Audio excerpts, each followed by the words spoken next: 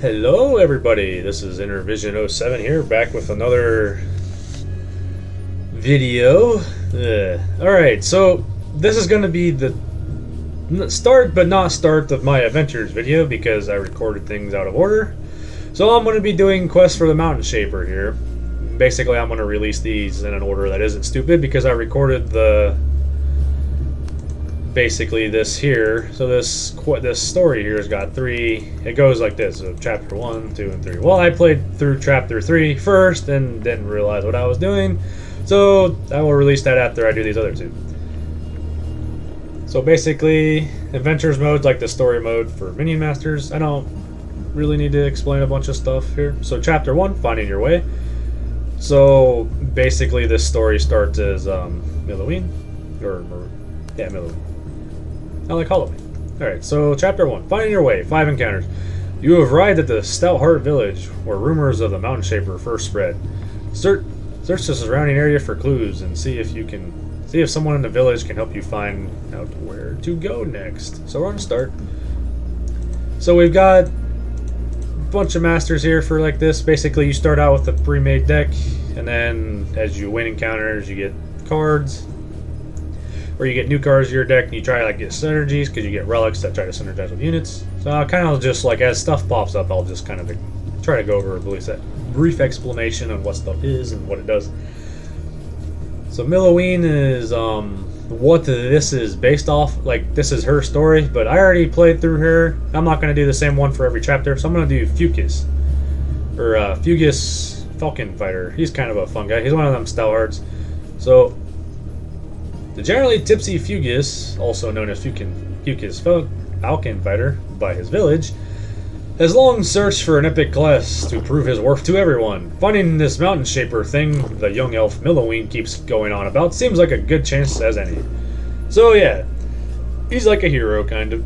What he likes as a master, as like your master, or who you play as, he likes big units. So the nice thing about this guy is his auto, or his master attack, is really strong.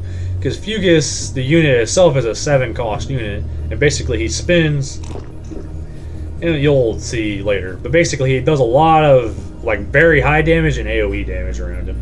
Although he is kind of melee range. So there is that, you got range units to worry about. But for the most part, his having just the value of having this 7-cost unit be your master and have his auto attack there is really, really nice. Alright, so his first ability here, Go Big. Whenever you play a 5 mana cost minion card, give nearby friendly minions haste and nearby enemies slow. So basically, my 5 cost minions get this play effect where I make my stuff haste literally faster, more attack speed and more movement speed, and then the bonus stuff is slow where it's minus movement speed and attack speed. Like, slow is an annoying effect and haste is a powerful effect. So yeah, that's just kind of so that's kind of like why he wants expensive stuff. Now starting out, I've only got this Woodsman that costs 5, but I'll try to get more 5 cost plus units to get more effects out of this. This second perk's where you really want to try to get at least like one big unit.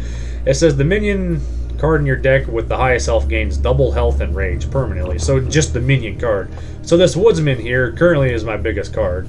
So basically, once I hit 2nd level, he'll get double health, so he'll have 1200 health, and he'll get rage, will have 50% more damage. So he would do 120 damage a swing. And yeah, just like as he is now, he's just solid stats for what he cost. You know, he's got enough health to tank decently. He does pretty solid damage. He's got this cool effect, Reveille, so that will be an effect that I'll have throughout this match because I actually have Stout Heart. I'll actually have Stout Heart cards in this deck and try to pick them up if they pop up. So basically, Revel is, so whenever he's summoned, so like whenever this guy's summoned, or if another Stout Heart minion is summoned near him, this effect goes off. So he can trigger it, or other Stout. So like if I have 2 Woodsmen and play them near each other, they'll trigger the Reveille. And basically what it is, he gains rage and nearby enemy minions get slow. So his damage will increase by 50%, and then the enemy minions will, if there's any nearby, it's like a radius. It doesn't actually say what the radius for what this triggers, which it should. I don't know. Any developers watch this, they might consider adding that. But yeah, so basically the biggest thing is like Reveille, him just getting rage. He does 50% more damage. He does pretty alright damage as it is, so that's pretty cool. Alright, so we can pick an affinity card here. So I've actually played this guy. Normally I can only pick a Caber Tosser, but I can pick any of these two because I've played through this guy enough times where I have these unlocked. And basically I get... So Caber Tosser, I got a 1 mana discount on him. He normally costs 6, but he's kind of like Woodsman. He actually has the same stats as Woodman, but he gets logs. That's why he costs 1 more. So basically, his first attack, whenever he gets in range, I don't know what his with. So it doesn't say what the attack range is for him, where like once a minion gets in range, he'll actually throw this log at him, or Caber. But basically, Caber is kind of like a fireball almost. Whenever he casts it, because it's a width of 4, it does 180 damage, and so it covers a big area and does 180 damage in an area. It's pretty strong. And a nice thing, this is like one of the Reveille units you want to try to trigger multiple times if you can, because he gets another log back whenever he triggers it. So, you know, if you can just chain logs, that's really strong. But basically, I got a 1 mana discount here because he normally costs 6. And then here I've got Jen's Brew, or Glenn's. So basically, this is kind of a fun spell. I like this one a lot. So basically, you give a 100 friendly minion plus 100 health, and you heal it for 400. So if you know, healing Fireball heals things in a radius for 400. But usually with healing Fireball, you're pretty happy if you heal one thing for your full 400 value.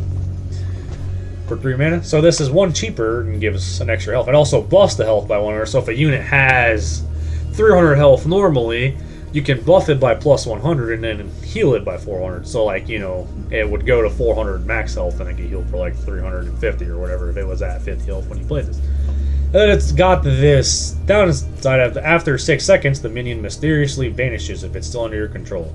So, like this brew here, there's some weird shit going on with this. You shouldn't drink it because it will make you, you know, big and fat for a couple seconds and then you just disappear for some unknown reason. But the nice thing is this, like, you basically, if you have a guy out there tanking stuff, you play this cheap spell, buff it by plus 400 health, and it tanks even better for, you know, getting 400 health for 2 mana. If you get the full value out of the 400 is really strong, basically, is the summary of this. And it also has this effect of, if the target is Stoutheart, trigger its Reveille. So this would be good on like Caber Tosser, you can get another Caber, or Fucus himself's got a Reveille effect, that's kind of cool, where basically he spins and once he gets dizzy and he just sits there and doesn't do anything for so many seconds. But you can play this on him and he'll start to spin again, and that can become really powerful too. So that's like the 2 best uses of this. It's also generically useful in general, like if you got like a high damage, low health unit that gets on the enemy master, you buff it with this and buff its health because it might not, you know, it probably doesn't have 400 health, and heal it up and get a lot more damage in. But this normally costs 2. You get a 2 mana discount. And this last affinity card, Chain Lightning, I've talked about this before, but basically it hits chains between things, stuns them, does damage. But this normally costs 4, so I get a 4 mana discount here. Now, it would be, you get the biggest out of getting this, but I like Caber Tosser, so I'm going to pick him. Alright, so first opponent here is Treasure Seeking Scoundrel, and the treasure shall be mine. And this is counter 1 of 5. This is the first chapter, even though I recorded this out of order. But basically the story actually starts with this, and I'll upload it in a way where it's not retarded. The master uses its normal attack, can hit both flying and ground, but can hit both flying and ground. So normally with the like enemy masters, basically these are like units. So like one of the encounters I can get is a Woodsman, and he can pop up here, and it would be the Woodsman where his auto attack is this, or he does 90 damage every 2 seconds in melee range. But normally, this can't attack flying units. The only difference is when it's a master, since they're up on the tower, the flying units are like, you know, they don't fly over it, so they can still be hit by it, I guess. It's kind of like a balancing thing, so, you know, you could just cheese the stuff with flying units, basically. So basically, what the Scoundrel, what does he do? He's a crossbow dude here, so his auto attack's pretty weak. It's not too much weaker than Masters, but it is. So, and Master, like normal Masters, like in that base game, like auto attacks aren't like the strongest, so you gotta. So Scoundrel's here. He summons 5 crossbow dudes as his level 1, and then he'll summon 20 crossbow dudes. So you like a mini army. That could be a problem if you don't have a way to deal with it. And then basically his level 3 is they gain stealth. So basically when he plays crossbow dudes, I don't see them until they attack. Basically, it's kind of underwhelming, but, you know, that's whatever. It's the first encounter. First opponent, it shouldn't be that, you know, difficult. Bolt. Or if it is, I'm sad. Alright, so we start off here. I'll just play that. That unit's kind of annoying to deal with. Because whenever it will move backwards, and that's the problem, because it kind of kites. It does a lot of damage, but yeah, nature of the... So there's that Reveille there. I played those, so he got Rage, and then those guys got slow. I'm on Healing Fireball. Maybe I'll get it in time. Yeah, so now that's a good Healing Fireball there. So see, that's the only downside with Fugus, is he doesn't actually attack things. Those guys are sitting there, so he's just like, just gonna drink my beer because I... So yeah, that's their level 1 there. So I can just, well, I can be garbage and completely miss that. But I could have killed a lot of them crossbow dudes with that. I'll do that. This Frost Feather flyby should kill a couple of them. Yeah. This is where Fugus is really strong. Like, look at all that damage he does, and he does it in an area. We'll play Caber Tosser here. It's not really great against it. Oh. Well, it hit through the shield? So now here's where Caber Tosser is strong. So I get that refresh. Boom, those guys are dead. And that's where he shines. I'm gonna do that, try to stun that, so I can actually, not do damage for a second. My guy lives. That Healing Fireball is probably yellow. Oh, nope. Perfectly timed. It's populated. I'm just gonna spam some spells on him to try to finish him off. Okay. There he goes. But yeah. And yeah, Fugus, he'll just sit there and drink his weird bubbly ale.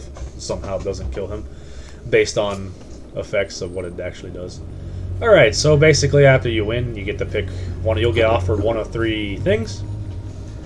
And you can pick one, whatever you think's best for your thing. So basically, I got Mana Mauler here. So if opponent takes 10 damage per second while you have 10 or more mana, so that can be pretty strong. As I can just sit at 10, over 6 mana and just deal constant damage to your opponent for free. So that's nice. This is better if you're doing like Crystal Elf synergy stuff, because they like to have 6 or more mana because they have a special faction thingy with that. So I'm not overly crazy about that. Bands of Regeneration, whenever you play a 5 mana card, heal all friendly minions for 300. This Bands of Regeneration is really strong with what I'm going to go for. I want to try to get kind of expensive guys, or medium cost expensive guys, and healing everything for 300, because I've already got this Woodsman and this Woodsman with Log that already have a lot of health, so I can heal them more. So that's kind of nice. And then Army of Anger, cast Fauna Fury each time you play a minion card, reducing its max health by 50% and making a copy of it. I'm not a fan of it, so I'm going to go with Bands of Regeneration. So now we've got options of bigger. So we've got Stunning, we've got Shen Shock Rock. So this unit is based around this mechanic here, which I am not supported, like Growth Burst Shrooms. This card is just bad, so I could explain why. I guess I will. So basically, Growth Burst Room is like this little mushroom pops up, and then you have, it only triggers on like Zenchi. I can play a Zenchi minion here, and it will get this buff where it gets plus 25% attack damage and 25% health. That's pretty good. Like, that's a really good buff. So like when this card pops up in my hand, yeah, when drawn, I plant the mushroom, and then it gets this effect. Gain a charge whenever you plant a Growth Burst Room, so it gets a 1 whenever you play it. But basically it is a, it's like the shock right here, the Shock Rock spell right here. It's this costs 2 mana. So basically it does 40 damage in a radius and stuns enemies for 2 seconds. So it's like a nice cheap way to kind of stun things. Stun's really valuable, and it does a little bit of AoE damage where it can kill like crossbow dudes or something in an area. So that's what this does, but it's one, I get 1, I'm paying 4 mana for basically a Shock Rock, and that's bad. Now this can stack up to 4 times, and if you get 3 or 4 on them, it's really good, but I don't have Growth Burst Rooms, and so I don't have the synergy to make that work.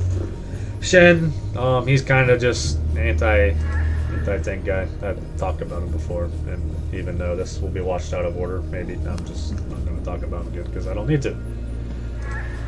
Yeah, he stuns things, does damage. Good against tanks. And in the mountains, we have... Yeah.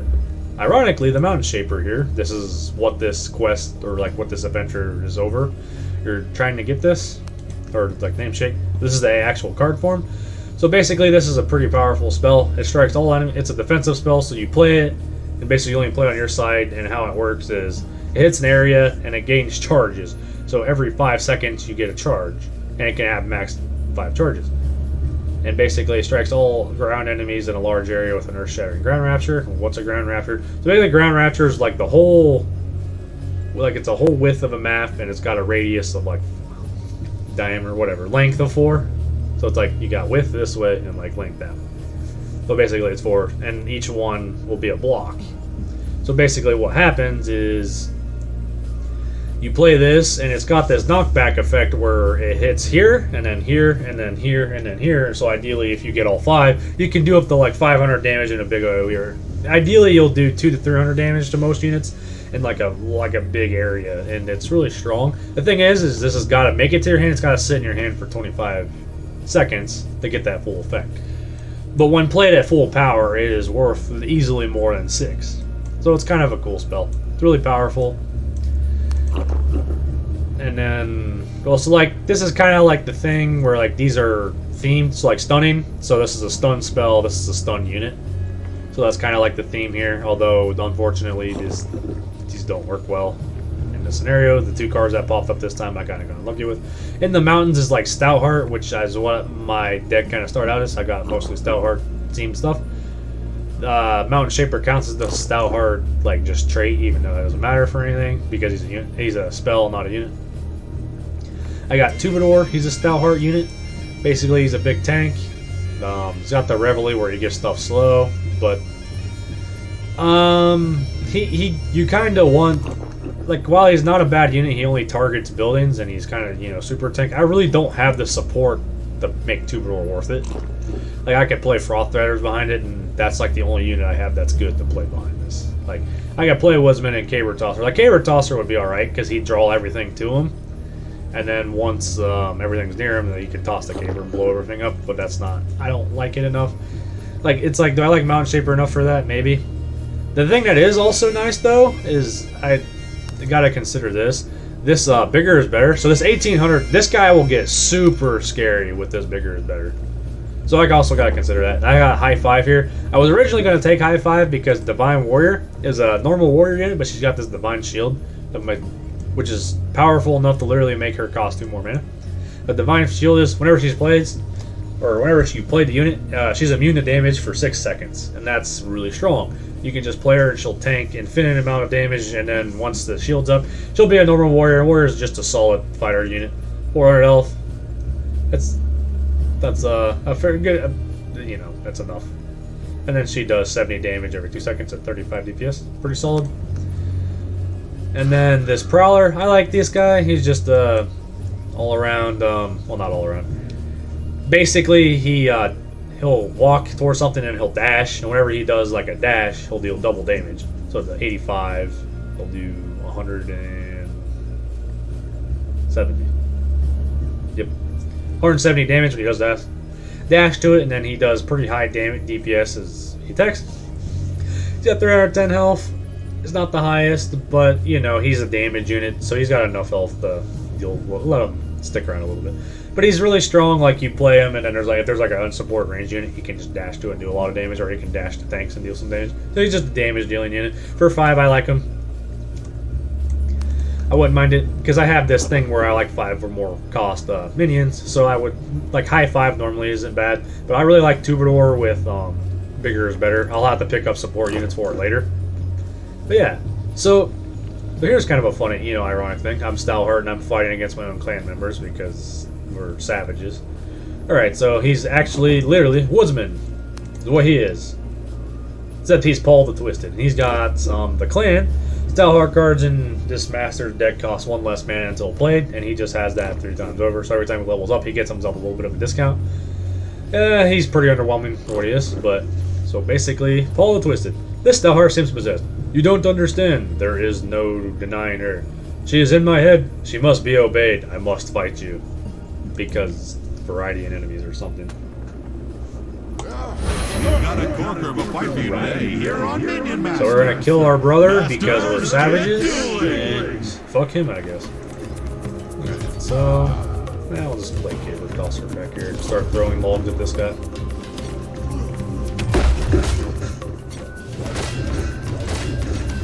So that doesn't.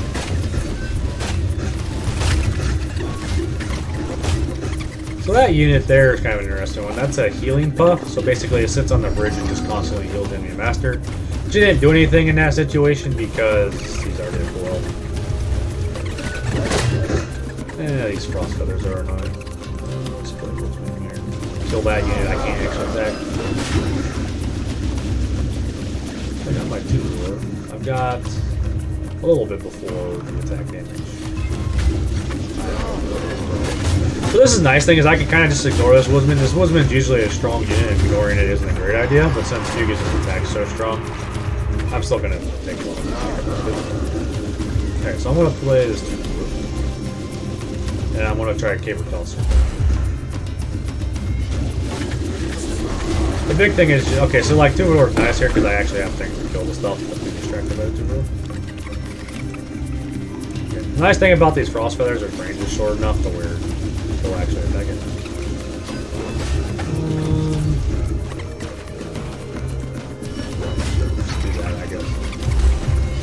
Get these Frost Feathers behind back. I'm playing them way back here because they move so fast that they're just gonna suicide out in front of this stuff. Anyways, so this is kind of another funny bug where the guy just scoots across the floor with slow and he doesn't actually do anything. So it's kind of fun. Like I got this Mount Shaper here, just great to play it. I'm gonna play that to kill the Frost Feathers, hopefully. Nice. They're all dead. Well, so now that's going to start doing work. The Troubadour's been super slow, but he's done his job. He's tanked. I'm just going to fireball it.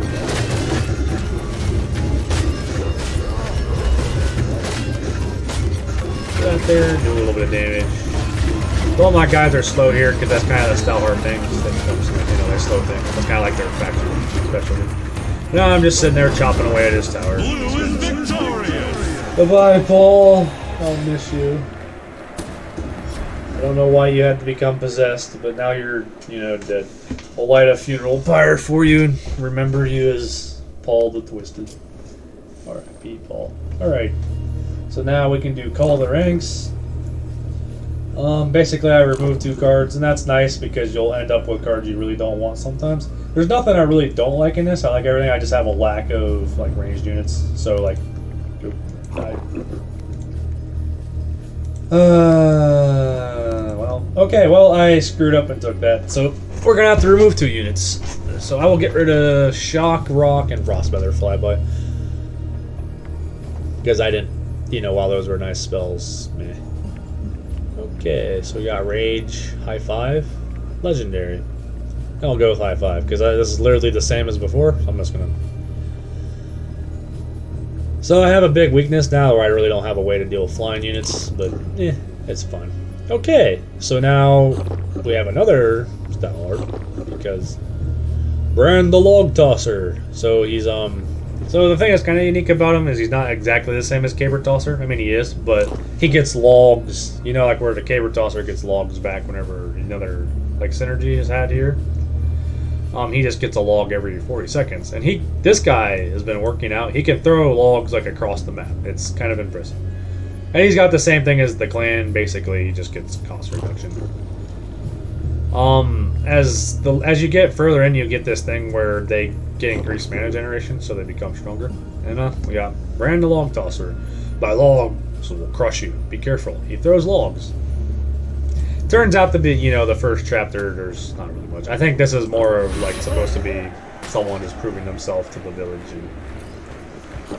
and letting them be friendly to you. So we're gonna fight the Log Tosser and kick his ass. Yeah, like those are gonna do. Luckily, I have enough rangers to kill him, so I'm just gonna play this Brawler back here. This Brawler should attack the warrior. See, just kind of build a lot of damage. Oh yeah, I have this thing wherever I play a 5-mana unit, I get 300 health and everything. I kind of forgot about that, but that's pretty good. So yeah, there you go. Like, he tossed that log and he just, from downtown out of nowhere. So that healing fireball was really good on that Prowler there. I basically healed the Prowler for 300. I don't know what the Prowler's all was that. You don't get much more value out of it than that. Now these Frost Feathers are going to do some nice damage. you know, everything's being distracted by the stuff there. And then now they're gonna slow it down, so that's okay. Like the vine.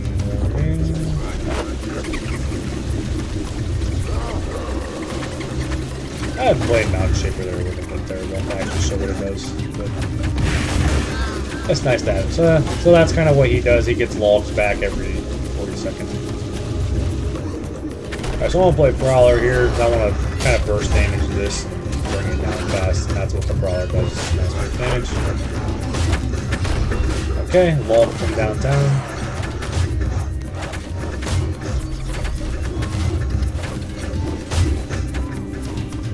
Let that caber tosser go in and yeah, that's like his job. Probably like 6. I'm just gonna start Two-Door in the back because I'm running mana and don't really have anything I wanted to play there. The Two-Door's gonna get slowed, which happens. I can play these Frost players and they'll actually get distracted by everything, so they'll actually get some good value out of it. Divine Warrior there, that's kind of what Divine Shield is. You know, she gets hit there and just gets... Yeah, so even though he was attacking him because of the taunt, he moved there. No, there's only one cross there. I'm gonna play Prowler there and kind of support this.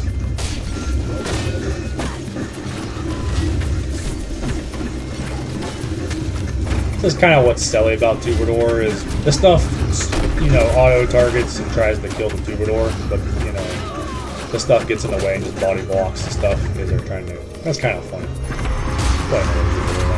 But yeah, so now that Troubadour, that's a Troubadour there.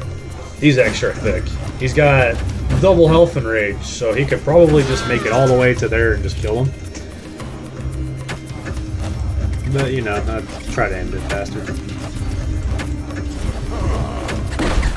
Yeah, this second perk with Troubadour is really scary. Like, see, he's there chopping him, but he's just like, I'm so thick, I don't give a fuck. And he'll chop away at him, but he's just gonna use his girthiness to slowly, yeah, like, Axeman, you did not stand a chance against the Troubadour, the one and only. Yeah, I'll just play that. So that's what Mountain Shaper is. They didn't even finish the whole animation.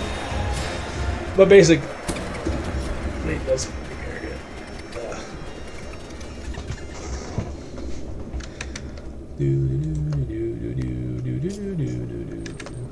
okay, so I think I will just go until I finish this because this is only 5. Alright, so now we've got to the defenses. I like to the defenses a lot. And the thing that I recorded out of sequence, I picked this up and this saved my life to the defenses. Basically, if I didn't have this, I would have died horribly. We got bonus round. I like bonus round. Whenever you level up, you summon these 2 Jack-in-the-Box guys, and basically they summon whenever the unit dies, because it has taunt, it just takes 1 hit, because it only has like 2 health. It spawns a random 4 cost unit. That's kind of nice. It's nice for like applying pressure to the opponent's stuff. And we have Through the Nether.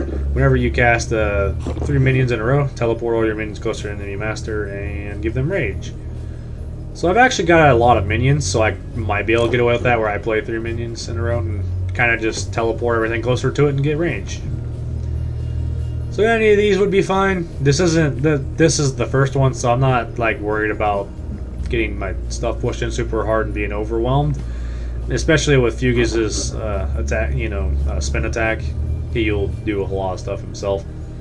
So it's between. I don't think I'll go through another because that's kind of fun. We got High Five again. High Five is really good with him because he's got that. I've already got a big guy that gets the effect for my second perk. Bigger is better. I mean, I'm not gonna get much better than Troubadour for that. Rage here, meh. I don't have the synergy for Rabid Prowler and Empowered Soul Stealer. Stunning, like Shock Rock's okay, and Shen's nice, but I like High Five. I actually get a unit I need, which is Aimbot, which is a ranged support unit. So yeah, I'll pick that up. Alright, so encounter 4 or 5. Big Game Hunter looks sneaking for nice bear pelts, but your hide will do. So it wants to kill me and wear my skin. Nice. So basically, he's a sniper scrat. So basically, he's got a long range and does kind of high damage per attack, but attacks really slow. And basically, as he levels up, his gun does more damage. So instead of dealing 100 damage, high caliber, he now deals 125 damage. And then when it's level 2, he does 250 damage, Hollow Point. And big fucking gun, or BFG, he deals 1500 damage. So if he gets to level 3, I'm kind of sad because, like, my Troubadour, even with the, he's got 1800 health, so you kind of see that 1500 damage is a lot because this is one of the tankiest units in the game. So it kind of gives you an idea. But basically, you'll probably die before he gets there. But yeah, that's that.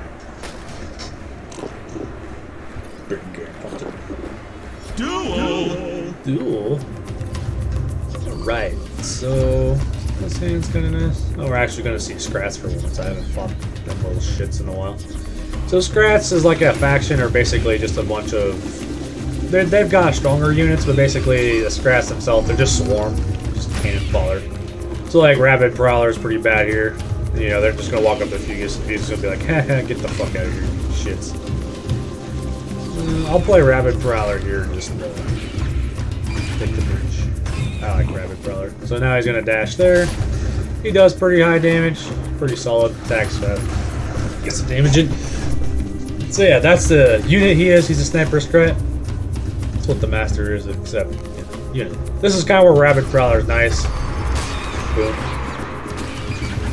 So that was actually my third minion effect that I have from this perk that I forgot about. Through the nether. So I played it and teleported forward. And yeah.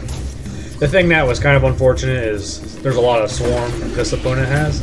So the Rabid Prowler will be set. So this scrat here is a sniper scrat. But you notice how he's got like this little thing on his back? It's supposed to be like a bridge thingy. So basically whenever he kills a unit, he gets experience, which is kind of cool. So that was interesting. Through that nether thing. Okay, so this is where my AoE will be decent. AoE will be decent. So I got this log here. I'm gonna just throw this log in. Goodbye, Scrats. That's why Scrats are amusing. You'll see a bunch of them and you'll watch all of them die horribly. So I think I'm just gonna wait till I hit second level to play my Troubadour. So I'm just gonna play a game bot. I've got enough stuff that I can just play and not be too sad. My opponent, level 2, his auto attacks actually hurt now. So yeah, that's what happens. Scratch just swarm down stuff. Okay, so there's kind of a fun mechanic here where Rabid Prowler will dash to this, but since it's, yeah, it didn't actually take damage because that thing while it does close is immune to damage and stuns. That was a severe over. Yeah, okay. Well, that doesn't. Troubadour. Alright, so I got big boy Troubadour. I can kind of be careless here because. So these guys will just fly over all this stuff and just kill it all, and they're not targeted. That's why flying units are nice. They do pretty nice against Scrats because they attack fast enough. They don't actually one-shot Scrats, but they attack fast enough, so see, they still move through all them little shits pretty decent. I'm gonna play that there to. So actually, teleporting that forward is good. Like this thing's just gonna get it. Like this thing's just gonna get to the tower and just kill everything, because it's so. Like yeah, they played that villain there. He just walked over and he's like, I'm just gonna shove it with my bay, and that's what he did. He just fucking yeah. And I've got this thing wherever I play 5 cost units, he just gets healed. Yeah, there's no competition. 2 more. The big fat man himself just. Used his extra thickness.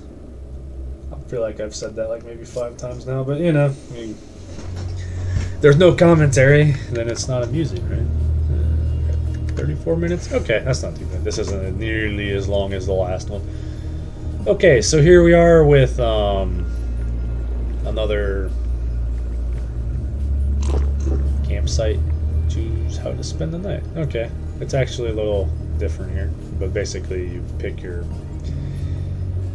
relic or effects. So I can rest. So basically rest is I'd heal for 1500. I haven't taken much damage, and you automatically heal for 1000 every round. And I increase my max health by 500. That's irrelevance for this. Dig for treasure. So treasures are basically like all the masters in the game. So I can just kind of go back and show you one treasure real quick. So, Falco here, his second level perk is one of the treasures. He adds the card Burn the Bridges. And Burn the Bridges is a pretty powerful spell. Basically, both bridges are lit on fire for 5 seconds, and he deals 200 damage per second. And it costs 0. The big thing is it's a powerful effect that costs low. So, like, Burn the Bridges is really strong. If I go back to Adventures here. And basically, treasures is like a lot of masters have something where they add a card to your deck and you get it. And that's what you can choose from one of them. That's what deck for treasures is. Cola ranks, I can remove 2 things. I like it as it is. I got a lot of 5 cost units, and that's kind of like 5 cost plus is what I want. So I have the minimum there, so that's fine. Rest, I'm just gonna dig for treasure and see what I get. So I got Tombstone. Tombstone's pretty fun. It's kind of like a wall where it sits there and does nothing. But it costs 0, it has 400 health, and it lasts for 40 seconds. So that's pretty nice. As you see there, it's got like this weird thing where it slowly builds up. Once that gets full, it becomes activated. Once it's activated, it resurrects the next minion that dies. So ideally, you place the Tombstone. It takes, I think, about 10 seconds for it to charge up. Now this can be reset with stuns and stuff. But basically, like, so what would happen is I place the Tombstone, and say if my Troubadour's about to die, my Troubadour dies, he comes back for 0 mana with this Tombstone. So that's ideally the most powerful thing. Ideally, you know, if I get like a Prowler, or honestly anything except the Frost Feather with this is pretty good. So I get free 5 mana back. So that's Tombstone. Pretty nice. It can all. You also gotta realize sometimes with this, you don't need to be greedy with it and get, you know, resurrect with it. Getting a 0 mana 400 health distraction sometimes is just worth it. So yeah, you gotta keep that on. So the second spell is Trick Swap, where both. So basically, both bridges, there'll be a little thing that swaps them. All the units are swapped, and your enemies are stunned for 4 seconds. So this is kind of a powerful thing. It can be kind of hard to use sometimes because there's like a weird. You got to know like when you want to position change the position of units and stuff. Like if there's a so like you got tank come along and there's support units. You wait for a tank to go by. You trick swap, move the units over here. Now they're not behind a tank. They're a lot easier to deal with. And the stun's also valuable. Like if you have units fighting, you can trick swap, move it over, stun them for 4 seconds for 4 mana, and then you get the value out of the units. They're sitting there doing nothing and taking damage. Because since they're stunned, they're not dealing damage and they're taking the damage back. So there's value in that. And then we have Blast Entry or Setsu. So Blast Entry is kind of funny with the Adventures mode when you get the treasures. But basically, your master leaves, goes away. It shows like Setsu will land like the actual master Setsu, who is. Oops, that's not. So basically, this is what she's built around. Is Setsu. And basically, yeah, she gets his blast entry. So basically, she lands in the arena, and what it is she's got 300 health for shield because she's the master. But basically, you can spawn a pretty strong ranged unit, and when she lands, she does 50 damage in a radius, and then her auto attack is 40 damage, 40 DPS. You know, so she's actually got the highest DPS and a pretty solid range. But she's got this thing after she shoots 5 times, she's got to reload her gun, and it takes 5 seconds to do that. So like her average DPS is like 20 or something. But basically, she can land anywhere. The thing that's really strong about it is like when you're pushing the opponent's stuff in, you can summon Setsu like with your units and have a unit summon there, and it can kill Swarm. His 50 damage will kill a good majority of Swarm units in an AoE. And then her herself, she does pretty solid damage. And 300 health is enough to where, yeah, she does solid. Now, like the actual Master Setsu, she gets her later levels, like will actually buff her attacks and stuff, but her just as like a unit is pretty solid. I think because of what I have going on here, our Tombstone's the best. So, yeah. So now we're here with some more spells. We got another high 5. So this is kind of a unit I would like because it's a ranged unit. Does alright damage. Does 60 damage. Kind of got a slow attack, but you know. But the thing that's kind of cool about this, when it dies, it transforms a random enemy minion or building into a mana buff. So that can be really powerful because it can hit anything. If it hits anything that isn't a mythic unit. If it's a mythic unit, it will deal half its health and damage. But otherwise, like say if this hits a unit with like, okay, so just like say when it dies, if it goes and hits like a Rabid Prowler, it will kill the Prowler and turn it into a mana buff for you. And the mana buff's a 1 mana, like this little dude that goes to a bridge and generates mana if you're on it. So it's just kind of solid. Scrat Tank is kind of like with what I have here. I really don't need it because I've got a lot of I've got these guys which are solid melee fighters, Divine Warrior. I don't really need more melee fighters. Basically, the Scrat Tank here is he's got 650 health. As the name suggests, tanky. He's got this effect whenever he's not attacking. So whenever it's not in melee, the lid closes there. And when the lid's closed, it's completely immune to damage and stun. There's kind of a nice thing about this. You can place him if there's like flying units. They'll attack him, but they won't do any damage to him because the lid's closed and he's immune to damage. They're also immune to stuns. And basically, his stats are all right. Like he's got pretty solid health. His damage he's got 60 damage every 2 seconds. So like if you compare it to like Woodsman, this is kind of a fair comparison. Woodsman's got a little bit less health but more damage, so like his damage isn't like great, but it's not out of the ballpark.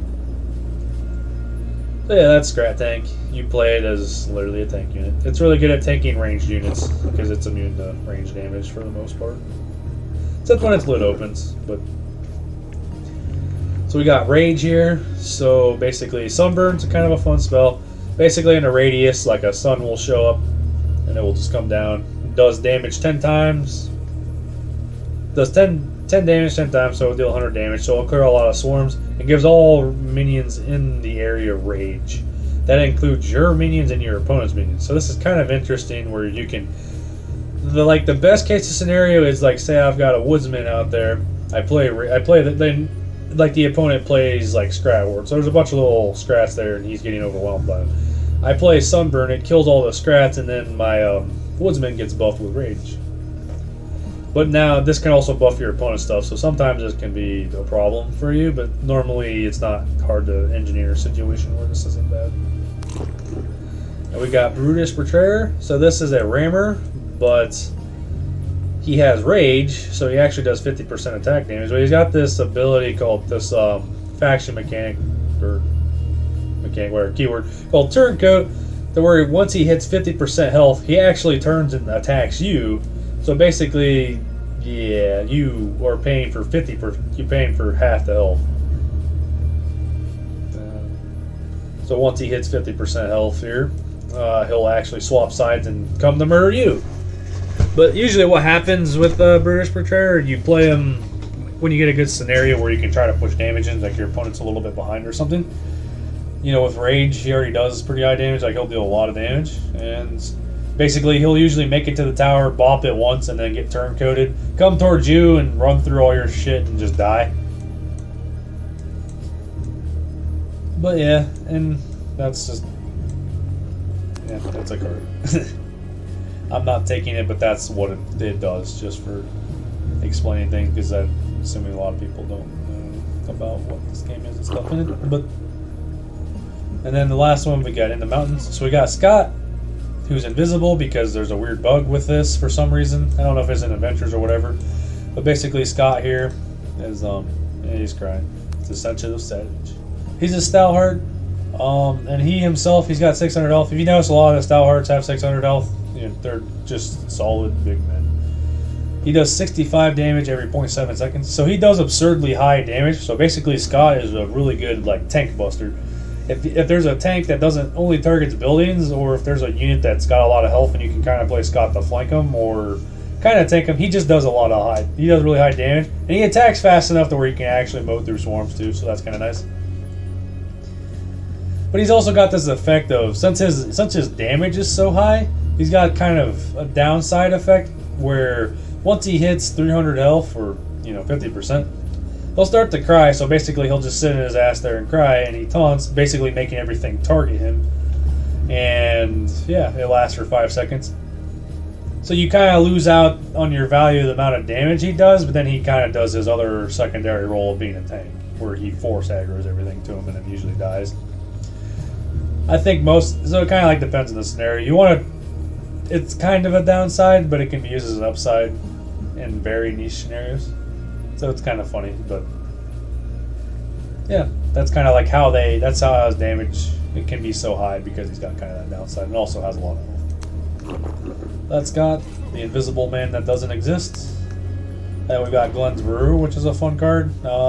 Basically, you buff a unit's health a little bit and heal it, and then after so many seconds it disappears. It's good to play, like, say if I got a Rabid Prowler here attacking the Master Tower, I can play Glenn's Blue on it when he gets close to dying, and the Prowler will live a little bit longer and be able to, you know, get an extra 3 or 4 hits in and take extra hits for your other units. So, you know, supposedly, hopefully behind it. So yeah, solid spell. It also triggers Reveille, which I could like use it on Gateward Tosser. So I want to take in the mounts. Oh, that's funny. So the final one is actually me. I didn't remember what the final boss for the first chapter was in this, but apparently it's Fugus. So, you know, I probably should have played a different one. Whatever, we're here. So we're going to fight ourselves because we're weird like that, but as far as the master version of Fugus goes, we're the exact same. So Fugus Falcon Fighter, better drink some Frostberry Brew. I'm seeing double. Oh, I think there's a special text for this, actually. I think it says something different whenever that, because, yeah. I don't remember. So, yeah, we're going to fight Mirror Match. Hopefully we got the better deck, or, you know. Masters, get dueling! Right, so he's probably going to have a Stout Hard deck, kind of like what I have, except mine's different because I've got a bunch of Prowlers. He probably doesn't have a Tombstone. I think it's safe to assume that. So yeah, there's Fugus himself. So Fugus is kind of a scary unit, to where I can play that to, I think, 4. So that Tombstone's gonna tank, and then I can because he does this thing after he spins for so long, he sits there and is just like, ooh, doesn't move. Then I can play as Divine Warrior to tank, and basically I just dealt with Fugus super efficiently. I mean, I spent a lot of mana there, but I have my units now. Like, I have my 5-cost unit unharmed, and I've got my... I spent 5 mana initially on it, but it's still, you know, the value of 3 mana. So, yeah. Hey, look, there's Scott. Oh, man.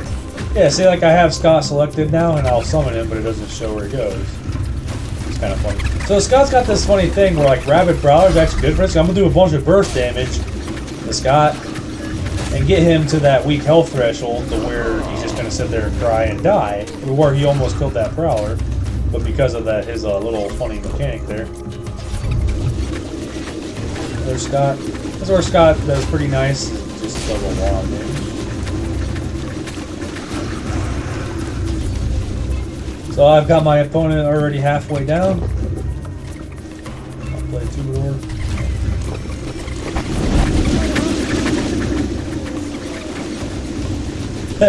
So see, the funny thing there is normally Troubadour only targets buildings, but because Scott got the 50% health and started to cry, he taunted everything. So the Troubadour didn't like him crying, so he turned around and just bitch slapped him out of the next century. And yeah, normally, but see, like if you watch Troubadour here, Troubadour just gonna keep playing music and he's going straight for that building. He don't give a fuck about this with the